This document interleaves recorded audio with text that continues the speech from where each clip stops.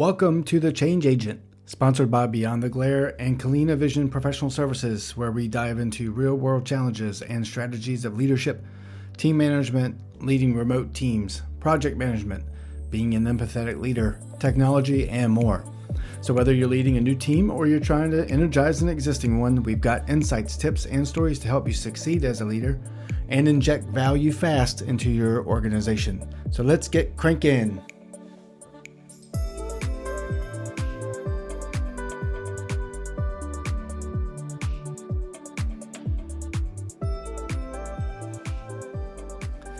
Welcome back and welcome to episode 6.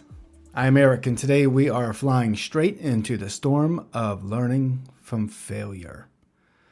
We're going to look at ways to turn lessons learned from failed projects into success. Almost all of the success that you see people achieving in today's world of business was initially and may even still be fraught with mistakes and failures. But perseverance wins and we continue to drive on. But let's be honest, no one likes to fail. But the best leaders and teams know that failure is one of the greatest learning opportunities. A project didn't go as planned isn't just a setback, it's a chance to refine your approach, how you manage, and grow stronger.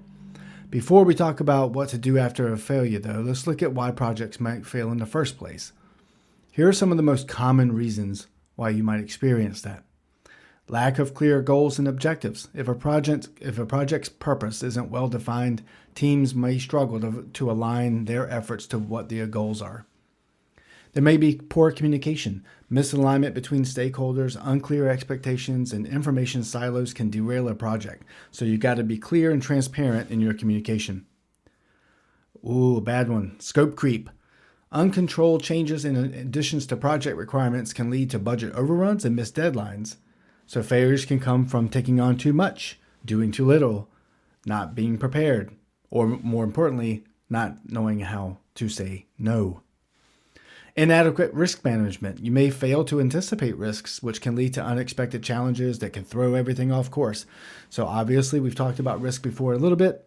In the future, when we go into detailed project management, in future podcasts, we'll get more into this, of course, but risk management is a big deal. Getting out, looking ahead, being keen on the horizon. Weak leadership and decision-making.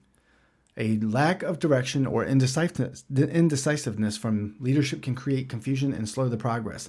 No one wants to sit around watching the leader think about what they're going to do for days and days and days. They want action. And leaders need to have that intuition to understand what type of problems we've got, how they may appear, and then how we might want to respond to those. More importantly, you might want to teach your team how to vision these things, how to see these things coming, and what initiating steps they would take.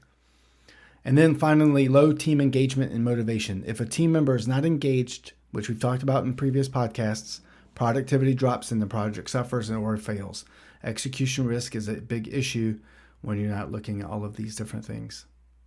If this sounds familiar, well, maybe. You've maybe have led projects, you maybe encountered at least one or two of those issues, but keep these pitfalls up front in your mind and in your notebook, revisiting the threats to a program, revisiting these threats to programs because they can help manage risk responses and improve the team's success rate overall.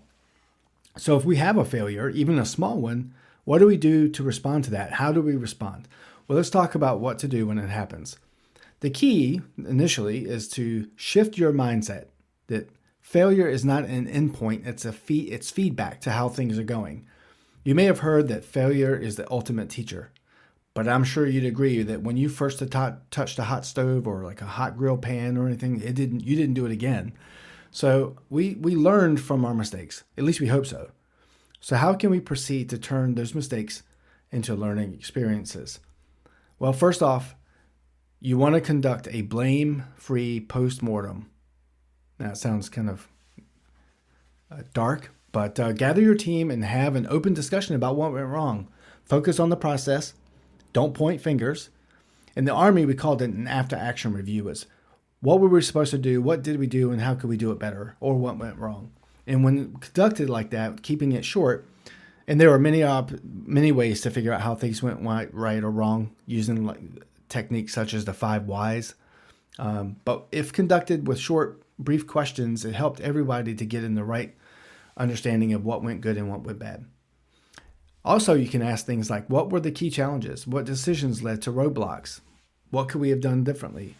You can extract actionable lessons, which means I'm going to identify specific takeaways, and then maybe you can look at things that you had issues with, like communication. Maybe it needs improvement, or risk management should be stronger, or documentation was lacking, or communication was bad, as I previously mentioned. But you need to apply those lessons immediately. Use what you've learned for the next project. Adjust the workflow, set clearer goals, create a risk management plan up front. Make sure all of those things are up in your project management plan as you develop that and move forward to lead your team. So let's talk about a real world example that I had. I like stories, as you guys probably know. But I was leading a small team, and I was presented with an issue that was not based on performance or accountability from a particular person, but something more administrative related to company policy.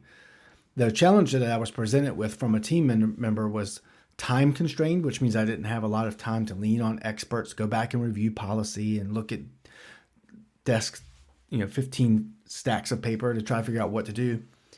And so I had to go through all of this processing for how to respond to this quickly. So I used something that we know as a pitfall. It's called mirror imaging, especially in the intelligence community.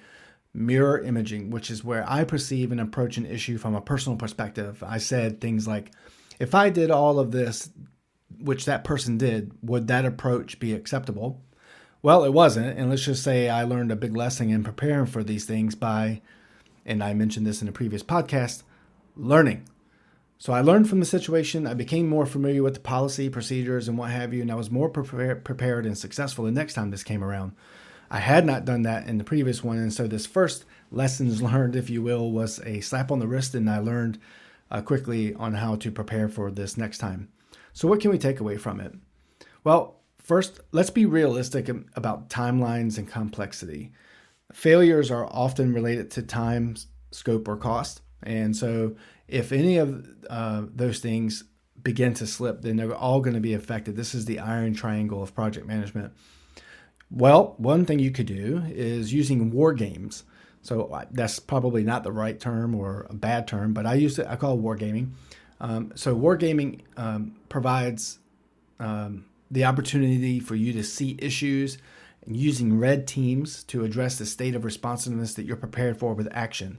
So this gaming effect, this gamification of project management, kind of allows you to see how the pieces would fall if a specific scenario were to play out. So you can develop scenarios and play those out to see how the responses would work so that you would develop responses quickly. Keep stakeholders aligned from the start. So another pitfall that we've talked about here in another podcast is the communication issue. If you're not engaging stakeholders and keeping people informed and being transparent, an issue can creep up or a risk could creep up and turn into an issue, and you would end up having a problem when you least expected it. Don't try to over-engineer issues either, like solutions for those issues. Test out the feasibility of what you think you would want to do to respond to a problem and see how that would work out. Get buy-in from your upper management to see if you would have support from them on that particular approach, or maybe others like mentors and stuff would have integrated ideas of how you could improve that. Failure happens. Let's just put it out there. It happens. It's going to happen.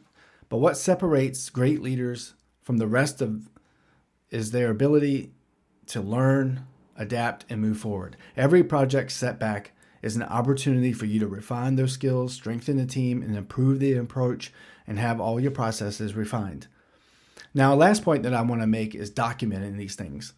Documenting lessons learned on project results, create these outputs, like artifacts that you and the team can review to ensure appropriate responses are initiated to address it.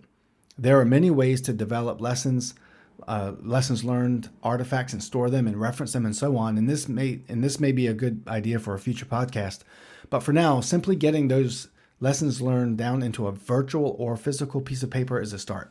Just get them out and put them down and put them in a place that your team can see them. This wall of truth that you could use on the board in one of the conference rooms or something, or on a virtual Kanban board or whatever have you. Get those lessons learned out there so people can see them. So don't look to failures with fear.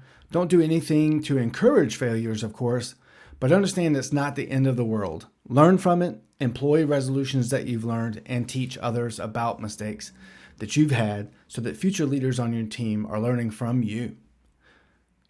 So that's a wrap for today. If you found today's episode helpful, don't forget to subscribe to the podcast and make sure to leave a review.